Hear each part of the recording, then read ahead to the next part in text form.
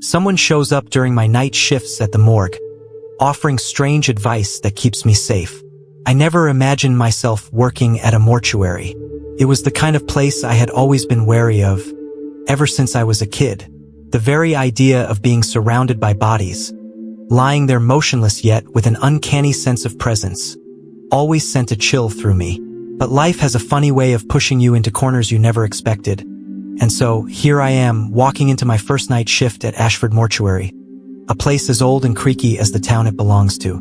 Ashford is the kind of town that time forgot. A small, windswept place on the outskirts of nowhere, where the streets empty out by dusk and the only sounds at night come from the wind rustling through the trees and the occasional lonely train whistle. The morgue itself sits at the edge of town, past rows of dilapidated houses and a cemetery that stretches out like a black sea under the moonlight. The building is old, built in the 1930s, with flaking gray paint, heavy oak doors, and a brass sign that reads Ashford Mortuary in letters that have long lost their shine. I got the job almost by accident. Fresh out of college, having studied forensic science with the vague idea that I'd end up in some bustling city lab, I found myself back in Ashford, taking care of my ailing mother. When she passed away, there wasn't much keeping me here, but neither was there a reason to leave. The town's only funeral home was looking for help, and the mortician, Mr. Everly, seemed grateful to have someone take the night shifts, which he himself was getting too old to handle. Mr. Everly was a kind but tired man, with a slight stoop and eyes that held too many memories. He showed me around on my first day, explaining how everything worked, how to handle the paperwork, the autopsy tools, the cold storage units. But he was clear about one thing. The night shift is different, he said with a lingering glance toward the dimly lit hallways. You'll be alone, but, well, just keep to your routine and don't wander off too far. I brushed off his words as the quirks of an old man. But as he handed me the keys to the building, there was a moment where his hand lingered on mine, a look in his eyes that I couldn't quite place, something between pity and caution. And then he left with a quiet nod. The first hour of my shift was quiet. I filled out paperwork, familiarized myself with the procedures, and listened to the hum of the cooling units.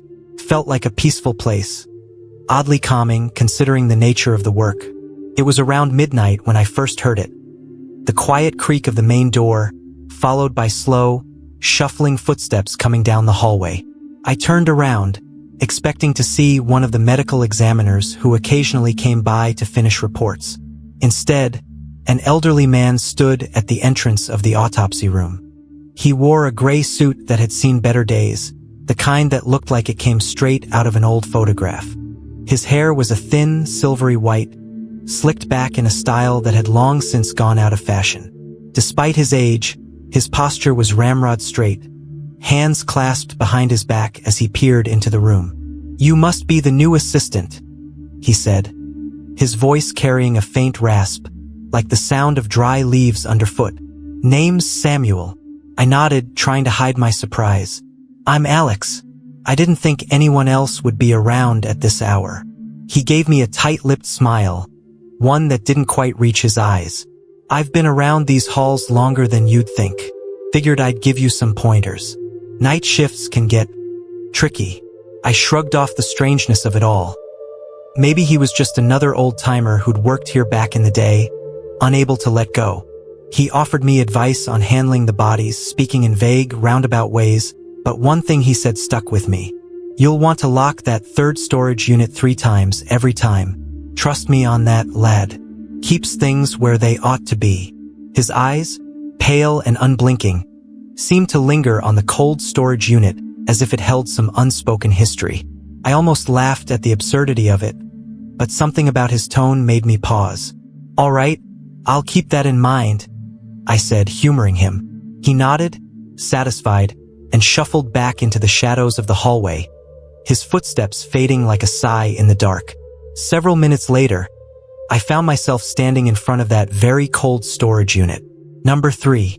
I remembered Samuel's words, and with a shrug, I decided to follow his advice. One turn of the key, then another, then a third. The lock clicked each time, sounding unusually loud in the silence. And that's when I heard it. It started as a faint scratching, like nails dragging across metal.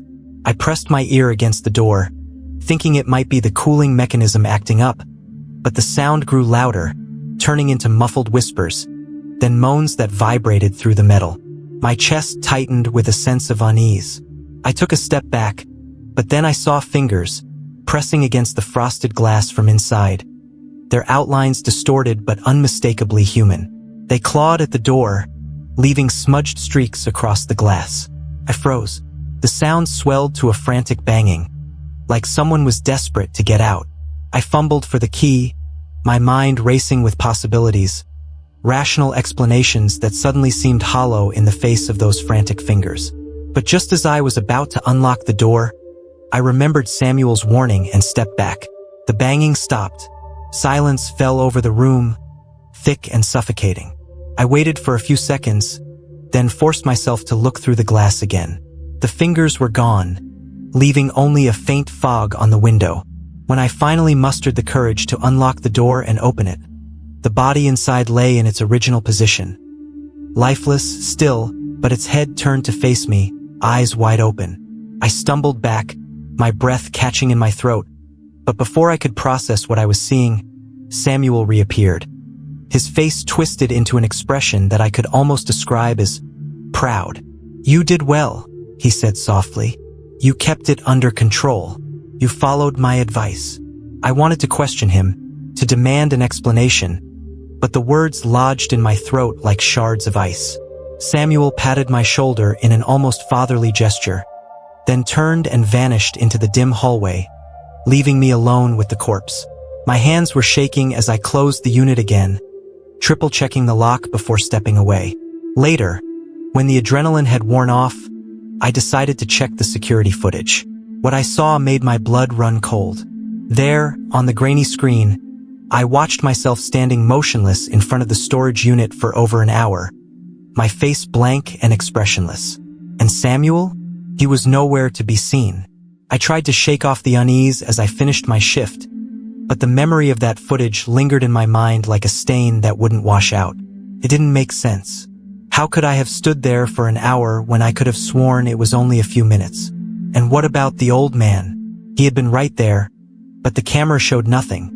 Just me, frozen, staring into that damn storage unit like I was in a trance. As the first rays of dawn crept through the high, narrow windows of the morgue, I left the building, my thoughts in turmoil. Mr. Everly was just parking his car, but I didn't stick around to chat. I just waved at him and said, "I'm out. Need to get home." "Rough night," he replied. "Yeah, something like that." The following evening, I tried to convince myself it had all been my imagination, some trick of the mind caused by fatigue. But deep down, I knew there was something more to this place, something far more unsettling than the quiet loneliness of working with the dead. And worst of all, I had the creeping sensation that Samuel would be back. When I returned for my next shift that night, the air felt heavier. I did my rounds as usual, checking the cold storage units and autopsy room, but I couldn't shake the feeling that I was being watched. Every shadow seemed a little too deep, every creak of the old pipes a whisper I couldn't quite catch. By midnight, I found myself in the bathroom, splashing cold water on my face, trying to clear the cobwebs from my mind. As I reached for the paper towels, I glanced up at the mirror, and that's when my heart lurched into my throat. My reflection wasn't there. The sink, the tiles, the dull light overhead, everything else was mirrored perfectly. But where I should have been standing, there was only empty space. I blinked, rubbed my eyes, thinking it had to be a trick of my mind. But when I looked again, I saw him, Samuel, standing in the doorway behind me, his mouth moving silently as if he was speaking. I spun around, but the doorway was empty, the door half open, swinging gently on its hinges. When I turned back to the mirror, it remained dark, blank. A chill crawled down my spine, like icy fingers trailing along my skin. For a moment, I thought I saw other faces in the glass. Pale, expressionless, their eyes hollow and staring. Then the lights flickered, and in that brief flash, they vanished. I staggered back, nearly tripping over my own feet, and reached for the door. But as soon as my fingers touched the handle, It slammed shut with a force that sent a shudder through the walls. I yanked on it, but it wouldn't budge, as if something on the other side was holding it closed. My pulse thundered in my ears, and my hands began to sweat as I pounded on the door, shouting for help that I knew wouldn't come. The walls seemed to close in, the air growing stale and cold. Finally, after what felt like an eternity, the door creaked open. I stumbled out, gasping for breath, and in the dim hallway light, I saw scratches on the inside of the door, deep grooves etched into the wood, as if someone had clawed desperately to get out. Samuel's voice, low and calm, drifted through the darkness behind me. They don't like it when you look too closely at your own face here. It confuses them. I turned to face him, my anger barely masking the fear bubbling up inside me. What the hell is going on here, Samuel? What are they? He only offered me that same cryptic smile, a flicker of regret passing over his lined features. You'll understand eventually, but for now you've got to keep your head down. You're still new. They're curious about you. He walked away before I could ask more, disappearing into the shadows once again, leaving me with more questions than answers. I glanced back at the bathroom door, the scratches glinting in the pale light, and a thought struck me that sent a shiver through my bones. Whoever had tried to get out of that room wasn't me. The next hour passed in a haze of unease. I moved from task to task mechanically, avoiding my own reflection wherever I could, feeling the weight of unseen eyes on me. Around 1 a.m, I was in the embalming room, preparing the body of an elderly man for storage. It was a simple, repetitive task that didn't require much focus. But tonight, I couldn't stop glancing at the walls. There was a subtle, rhythmic sound, almost like breathing, that seemed to come from every direction at once. At first, I thought it was my own breath, ragged and uneven from nerves. But then I noticed the walls. They seemed to expand and contract, like the lungs of some unseen creature. I froze, my breath catching as the slow, labored breathing grew louder, filling the room with a chill that settled deep in my bones. I pressed my back against the metal slab, watching as the walls pulsed, as if trying to draw in air. Suddenly, Samuel appeared in the doorway, watching me with an expression that might have been pity. "They're remembering what it felt like to breathe," he murmured. His voice had a hollow echo, as if coming from some distant place. "It's been so long since they felt anything." I tried to edge toward the door, but when I reached for the handle, it refused to budge. The walls seemed to swell around me, the breathing filling my ears until it drowned out my own thoughts. Panic flared in my chest, but Samuel stepped closer, resting a cold, bony hand on my shoulder. His grip was firm, almost painfully so, and he whispered, "Breathe with them. They can't leave until they know you feel it too." Desperation clawed at me, but I had no choice. I forced myself to match the rhythm of the walls, inhaling deeply, then exhaling as the room seemed to press in around me. Each breath felt like it was being dragged from my lungs, and as the minutes crawled by, a heavy mist gathered in the corners of the room, thickening the air. Finally, after what felt like hours, the door swung open with a slow, agonizing creak. The breathing faded, leaving me alone in the cold, mist-filled room, my limbs trembling and my skin clammy with sweat. I turned to thank Samuel, but he was gone, leaving me with only the faint echo of his last words in the still air. After the encounter in the embalming room, the night seemed to stretch on endlessly. The air was thick with a sense of dread, and every small sound, drips of water from a leaky pipe, the groaning of old wood, made my skin prickle. The breathing walls had left me rattled, but I couldn't afford to dwell on it. There were still bodies to move, tasks to finish, and I had to keep going if I wanted to make it through the shift. Around 2 a.m, I went to the autopsy room to prepare another body for cold storage. The room was lit by a single overhead light, casting long shadows that seemed to flicker in the corners of my vision. I was halfway through lifting the body onto a gurney when I heard a faint, high-pitched sound that cut through the silence like a knife. I froze, straining my ears, trying to place the noise. It was soft, almost like the wind at first, but it grew clearer with every passing second until I recognized it for what it was. Crying. The sound of a child crying. It echoed through the hallway, distant but unmistakable. The hair on the back of my neck stood on end. I set the gurney down, my hands trembling, and moved toward the door, peering into the dark corridor beyond. The sound continued, growing louder, more desperate. It was coming from somewhere down the hall, toward the cold storage units. I told myself it couldn't be real, but as I walked down the hallway, the crying grew clearer, turning into heart-wrenching sobs that twisted my insides. I reached the cold room, where the sound seemed strongest, and stepped inside. A body lay on the slab, but its face had changed. Tears streamed down its sunken cheeks, pooling on the metal table beneath it, and its eyes, those wide, lifeless eyes, were now open, staring straight at me. The crying came from its mouth, though it never moved, the sound pouring out in a thin, reedy wail that filled the room. I stumbled back, my heart slamming against my ribs, my mind struggling to make sense of the impossible sight before me. That's when Samuel appeared again, stepping out from behind a shadowy corner as if he'd been waiting there the whole time. "They don't all go quietly," he said, his voice low and even, as though he were discussing the weather. "Some of them hold on too tight. They forget what they are."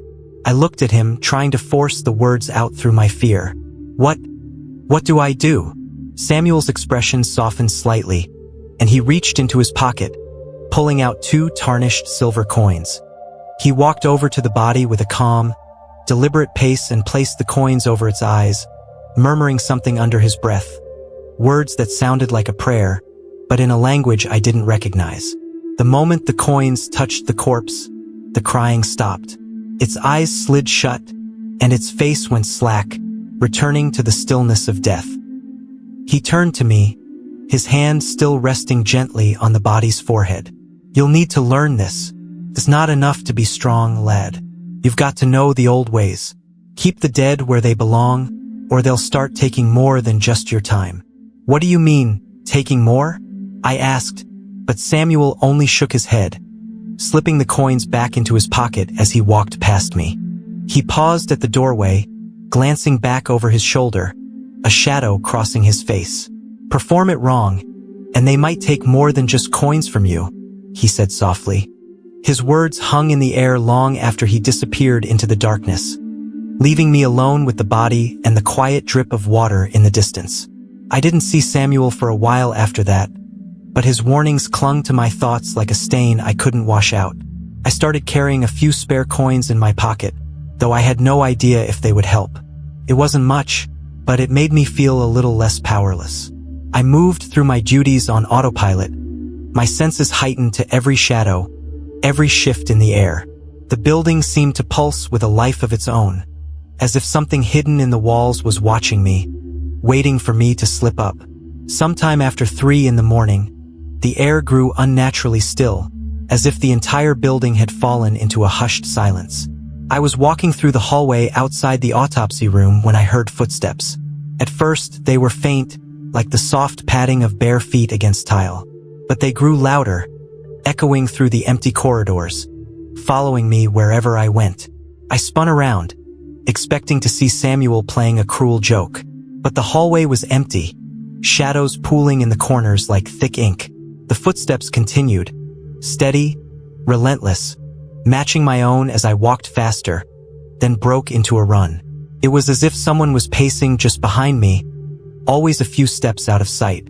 Panic surged through me, but as I ran, Samuel showed up, standing inches away from me, his pale eyes unblinking.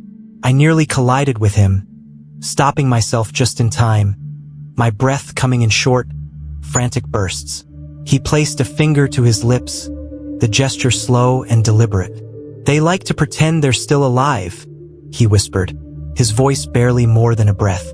"But you must not turn around, no matter how close they get. Acknowledge them, and they'll become too real." My mouth was dry, my tongue heavy as I tried to form a question. But before I could speak, Samuel stepped back, vanishing into the shadows once more. The footsteps, now just behind me, grew faster, their rhythm erratic, filled with an urgent energy that sent shivers down my spine. Cold breath brushed the back of my neck, and I could feel the weight of a presence pressing in, closer and closer. I forced myself to keep walking, fighting the urge to turn and face whatever was behind me. My heart pounded in my ears, my legs moving mechanically, each step an act of defiance against the growing fear. The footsteps seemed to surround me, closing in from every direction, but I kept my eyes forward, refusing to look back. Eventually, the footsteps began to fade, retreating into the distance until the only sound left was my own ragged breathing. I sagged against the wall, the tension draining from my body in a wave of exhaustion. I stayed there for a while, trying to catch my breath, until the building's silence settled around me like a shroud. The rest of the night dragged on with an oppressive weight, the minutes crawling by like hours. My mind kept replaying the strange encounters with Samuel, the chilling footsteps, the crying corpse, each event weaving itself deeper into the fabric of my thoughts. By now, I had given up on finding rational explanations. Whatever was happening in this place was beyond logic, beyond the natural. Yet, something inside me knew that I had to make it through the night. Dawn was my only hope, a promise of light that might chase away the shadows lurking in the morgue. It was nearing 4 in the morning when I heard the chime of a bell from the reception area. The faint, metallic ding that sent a shiver through my already frayed nerves. The morgue was locked, yet the sound echoed through the empty hallways, clear and insistent. I approached the waiting room cautiously, each step hesitant. My flashlight beam cut through the darkness, revealing the worn, threadbare chairs. There, in the far corner of the waiting room, sat an elderly woman with her face obscured by a wide-brimmed hat. Her clothes were outdated, like she'd stepped out of a different time, the fabric faded and worn. She didn't react as I entered, sitting stiffly with her hands folded in her lap. I cleared my throat, trying to mask the unease that clawed at my gut. "Ma'am, I'm sorry, but this place is closed. How did you get in?" My voice wavered slightly, the question sounding more like a plea. She lifted her head, revealing a pale, gaunt face lined with deep wrinkles. Her eyes, though shadowed by the brim of her hat, seemed empty, like wells that led into darkness. When she spoke, her voice was soft and brittle, like dry leaves rustling in the wind. "I'm here for my son. He was supposed to be processed tonight." Her words lingered in the air, each syllable carrying a strange weight that made my skin crawl. I swallowed hard, trying to maintain my composure. I'm not sure what you mean. There's no record of any new arrivals tonight." She shook her head slowly, a tremor running through her frail form. No, you're mistaken. My son is here. I must see him before I go. Please." Her voice cracked on the last word, a note of desperation creeping into her tone that made the hairs on my neck stand on end. I glanced down at the logbook on the reception counter, flipping through the entries, my hands unsteady. But there was no record of anyone matching her description, or anyone scheduled for processing that night. As I turned the pages, a chill ran through me. My own name stared back at me, written neatly in the margins with tonight's date and time, as if I had been catalogued alongside the deceased. I looked up quickly, but the old woman was gone. In her place stood Samuel, his face drawn with an expression I could only describe as regret. "She comes when a new one is about to join us," he said quietly, his voice carrying an edge of sorrow. "You'll see her again when it's time." I stepped back, my pulse racing, trying to make sense of his words. "What do you mean, a new one? I'm not." The words died in my throat, replaced by a sudden, awful realization. She thought I was. Samuel's gaze met mine, his eyes filled with a sadness that cut deeper than any of his cryptic warnings. "You've been marked, lad. You wouldn't be here otherwise. This place, it calls to those who have one foot on either side. It's no accident you took this job." A wave of nausea rolled through me, and I gripped the edge of the counter to steady myself. My mind reeled with the implications, but before I could question him further, he turned away, fading into the shadows of the hallway, leaving me alone with the chill that seeped through the room. The events of the night had left me shaken to my core. I stood there, staring at my reflection in a small, dusty mirror. My face looked haggard, older somehow, as if I'd aged years in a single day. I tried to imagine what the rest of my life would look like if I stayed here, staring into shadows, listening to the whispers of the dead. But just as the thought crossed my mind, I heard a soft sigh, like the exhalation of breath behind me. I turned slowly, expecting to see Samuel again. But there was nothing. Only the dark, empty hallway stretching out behind me. My heart pounded in my chest, and I knew with a sudden, bone-deep certainty that my time was running out. Just a few minutes later, I found myself standing once more in front of cold storage unit number 3. The metal door gleamed in the dim light, its frost-rimmed window obscured by a thin layer of condensation. I reached for the key, my fingers numb and shaking. I turned the lock once, twice, and then a third time, the clicks echoing through the silence. But as I pulled my hand away, I heard a faint murmur, a low voice that seemed to come from within the locker, whispering my name. Alex! My breath hitched. The voice was familiar, but distorted, like a memory being dragged through water. Against my better judgment, I leaned closer to the glass, peering into the dark recesses of the storage unit. For a moment, I thought I saw my own reflection staring back at me, pale, gaunt, with hollow eyes. But then it moved, lips curling into a smile that wasn't mine. I stumbled back, my heart pounding in my ears. Before I could catch my breath, Samuel appeared beside me, his presence as sudden and unnerving as ever. He looked at me with an intensity that I hadn't seen before, his expression grim and unyielding. "You're running out of time," he said softly, his voice barely more than a whisper. "The building, the dead, they're all waking up to you, lad. If you don't accept it, you'll never leave this place." "Not truly." I shook my head, backing away from him, trying to put distance between us. "I never asked for this. I just wanted a job, a way to move on." Samuel's face softened, but there was no pity in his eyes, only a weary resignation. "The dead need a guide, and the living don't come here unless they're already halfway gone. You were chosen, same as I was." "No," I whispered, more to myself than to him. "I'm not like you." He stepped closer, his silhouette looming against the dull glow of the hallway lights. "You'll have to face them, then. All of them." His words settled into my mind like a poison. He reached out a hand, as if to offer some final comfort, but I recoiled, the anger bubbling up inside me. I turned away from him, my thoughts racing. If he was right, if I truly couldn't leave until I confronted whatever spirits haunted this place, then I'd do it. But not on his terms.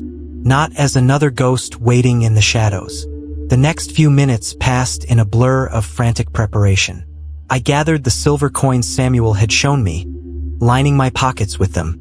I carried the logbook with my name scrawled inside it, hoping that it might hold some clue to undoing whatever bond had been placed on me. The plan was simple, desperate. I'd confront whatever lingered in the morgue's shadows, whatever spirits or echoes of the past haunted the halls. I'd make them see me, understand that I didn't belong here. The footsteps returned, this time louder, faster, as if something was pacing around me, circling closer with every second. I felt a cold hand brush the back of my neck, and I forced myself to keep walking, my back to the unseen presence, knowing that if I turned around, it would be over. "You don't belong here," I shouted into the darkness, my voice cracking with desperation. "You're dead. All of you are dead." A woman's face appeared in the shadows, her eyes wide and empty, her mouth twisted into a silent scream. She reached for me with claw-like fingers, but I tossed a coin into the darkness between us. Her figure wavered, then dissolved into a mist that dissipated into the air, leaving behind a bitter, acrid smell. More of them came, faces twisted with rage or sorrow, hands reaching from the dark corners of the morgue, their whispers like a tidal wave in my ears. With every passing moment, I felt myself growing weaker, as if the building itself was draining the life from my veins. I stumbled into the waiting room, the final silver coin clutched in my hand, my vision blurring with exhaustion. And there she was again, the old woman in the wide-brimmed hat, sitting calmly in her chair as if she had been waiting for me all along. Her eyes glinted in the half-light, and when she spoke, her voice was like the crackle of dried leaves. "You've done well, child, but you can't cheat the shadows forever." Her words cut through me, and I fell to my knees, the last of my strength slipping away. I reached for the ledger in my pocket, but it felt like dead weight, dragging me down into the darkness. She stood and stepped closer, her features sharpening into a mask of sorrow and pity. "Do you see now?" she whispered, bending down until her face was inches from mine. "You were always meant to stay." The woman reached out and gently touched my cheek, her hand cold as winter's breath. I clutched the silver coin and pressed it against her hand. She recoiled with a hiss, her face twisting into a mask of rage, and for a moment, I thought she would tear me apart. But then, her figure began to fade, unraveling into threads of shadow that dissolved into the air. Her whispers lingered, slipping away into the dark, leaving me kneeling on the cold, tiled floor, my heart pounding in the silence. I don't remember how long I stayed there, slumped against the reception counter. But as I rose to my feet, I caught a glimpse of my reflection in the glass doors. My face looked older, lined with exhaustion and something deeper, a weariness that mirrored the look I had seen in Samuel's eyes. It was around 5 in the morning when I decided to search the archives in the basement. Old records, paperwork, anything that might shed light on how the strange cycle had begun. The basement was a labyrinth of narrow shelves, stacked with yellowed files and dusty ledgers, the air thick with the smell of mold and decay. As I sorted through the piles, a sense of urgency pressed against my chest, as if time was slipping away faster than I could grasp. I found a box marked Ashford History and opened it, my fingers brushing against brittle newspaper clippings and photographs that crumbled at the edges. One photo caught my eye, a black and white image of the morgue from decades ago. There, in front of the building, stood a younger Samuel, his face stern and expressionless as he posed beside a group of somber-looking men. But the most unnerving detail was the figure standing in the doorway behind them, its features blurred, but somehow familiar. The longer I stared at the photograph, the more I realized that the figure in the background bore a striking resemblance to me. My hands shook as I set the photo down, my breath quickening in the confined space. It didn't make sense, none of this did, but the implications churned in my mind like a sickness. Was I just another link in a chain that had been repeating itself for generations? And if so, was there ever truly a way out? As I rifled through more documents, I came across a journal, its leather cover cracked and stained. The words scrawled in hurried, desperate lines that seemed to grow more frenzied with each page. They see me. They follow me in the dark. I can hear them whispering my name. I am becoming part of this place, as they did before me. But there must be a way to sever the ties, to give them peace without binding myself to their fate. Perhaps if I face them, confront what lies beyond the veil. But the price may be too great. The final entry was smudged, the ink smeared as if by a trembling hand. If you are reading this, then you are the next. Know that you have a choice, but choices are never without cost. Find the ledger, and you will find your answer. I stared at the words, a sense of grim determination settling over me. I made my way back to the cold storage, clutching the journal in one hand, the silver coin in the other. The building felt more alive than ever, the air thick with whispers that brushed against my skin like cold breath. The shadows seemed to shift around me, moving with a will of their own, guiding me toward the third unit, where the ledger lay open on the counter. As I approached, the temperature dropped sharply, frost creeping across the glass of the storage doors. The whispers swelled, growing louder until they formed words that clawed at the edges of my mind. Stay with us. You belong here. Join us. I ignored the voices, focusing on the ledger, flipping through its pages until I found the entry with my name. The ink glistened as if freshly written, and beside it, I saw a small, empty space, just large enough for a signature. Samuel's words came back to me. You have a choice, but choices are never without cost. My hand hovered over the ledger, the pen trembling between my fingers. I could sign it, accept my place, become its caretaker like Samuel before me. Or I could do what he had been too afraid to do, confront the restless spirits, force them to move on, and risk whatever consequences came with it. I took a deep breath, steeling myself against the fear that gnawed at my insides, and turned away from the ledger. "I'm not signing it," I said, my voice echoing through the empty halls. For a moment, there was only silence, a stillness so profound that it seemed as if time itself had paused. But then, the building shuddered, a low, rumbling groan that vibrated through the floors, the walls, the very air. The shadows coalesced, taking shape in the darkness, forming faces, twisted, mournful, filled with a yearning that clawed at my mind. They surged toward me, hands reaching out, eyes wide with an emptiness that threatened to swallow me whole. I forced myself to meet their gaze, to hold onto the last shreds of defiance that kept me anchored to reality. And then I spoke the words from the journal, the incantation that bound the dead, but with a twist, changing the final line to one of release instead of containment. "Be at peace," I whispered, my voice breaking, my breath turning to mist in the frigid air. "This place is not for you anymore. Go beyond. Leave me behind." The words felt strange on my tongue, almost as if they didn't belong to me. The groaning of the building deepened, turning into a rumble that shook the walls, sending dust raining down from the rafters. The faces began to blur, their outlines fraying and distorting, until they were no more than dark shapes caught in a current I couldn't see. The shadows dissolved, retreating into the corners of the room, fading into the cracks between the walls until all that was left was silence. A silence so deep it felt like the entire world had paused. I opened my eyes, my vision blurred with tears I hadn't realized I'd shed, and looked around. I stumbled forward, leaning heavily on the counter as I caught my breath, my mind struggling to process what had just happened. My fingers brushed against the ledger, and I looked down at the page where my name was written. The ink had faded, the letters smudged as if washed away by some unseen hand. I stared at it, a wave of relief washing over me. I had done it. I had broken the cycle. The spirits had moved on, finally released from whatever held them here.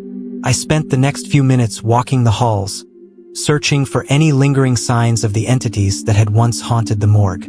But the building felt different now. Emptier, quieter, like a long-neglected house finally rid of its ghosts. When the first light of dawn spilled through the windows, casting golden beams across the tiled floors, I felt a flicker of hope in my chest that I hadn't felt in years. As I gathered my things to leave, I found myself drawn back to the waiting room, where the morning sun had chased away the shadows. I stood in front of the glass door, the same one that had shown me only darkness, and forced myself to look at my reflection. It was me, older, more worn, but undeniably me. The lines of exhaustion were still etched into my face, but there was a clarity in my eyes that I hadn't seen before. I raised a hand to my cheek, half expecting to see something else staring back, but the glass only reflected the movement, as it should. I turned to leave, but as I took a step closer to the front door, I hesitated, glancing back over my shoulder one last time. The silence of the building seemed to press in around me, and for a moment, I thought I saw a figure standing in the farthest corner of the hallway, his silhouette outlined in the morning light. Samuel.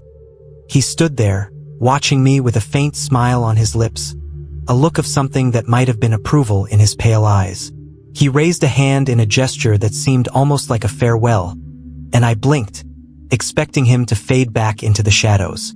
But instead, he simply disappeared, dissolving into a slant of light that cut across the hallway.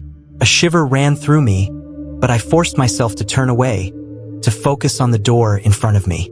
I pushed against it, the hinges creaking as it swung open. Fresh air rushed in, carrying with it the scent of pine and wet earth, the world beyond the morgue alive and vibrant with the morning. I stepped outside, blinking against the sudden brightness, and felt the sun warm my face. The trees that surrounded the building swayed gently in the wind, their leaves whispering a soft, soothing song that seemed to echo the peace I had found inside. I walked to my car, my legs unsteady but my mind clearer than it had been in days. As I got into the driver's seat and turned the ignition, I allowed myself a final glance at the old brick building, its shadow long and dark against the morning light. Part of me wondered if I would ever return, if the pull of that place would draw me back, now that I knew its secrets. But for now, I knew that I had earned my freedom, however temporary it might be. I drove away from Ashford Mortuary, the road winding through the trees, carrying me away from the shadows that had nearly swallowed me whole. And though I knew that the scars of that place would linger inside me, I also knew that I had faced the darkness and survived. As I rounded the bend, the morgue disappeared from my rearview mirror, swallowed by the forest. And for the first time in what felt like forever, I allowed myself to believe that maybe, just maybe, I could find a way to move on. The quiet lingered in my thoughts, a reminder of the things that had been left unsaid, the faces that still haunted my dreams. I thought of Samuel, his eyes filled with that strange, sad wisdom, and wondered if he had found peace in the end, or if he still lingered somewhere between the walls, watching over the place he had once called home. And as I drove into the rising sun, a single thought whispered through my mind, like a breath, like a shadow, like the faintest echo of a voice. Your shift is over when you've made peace with it.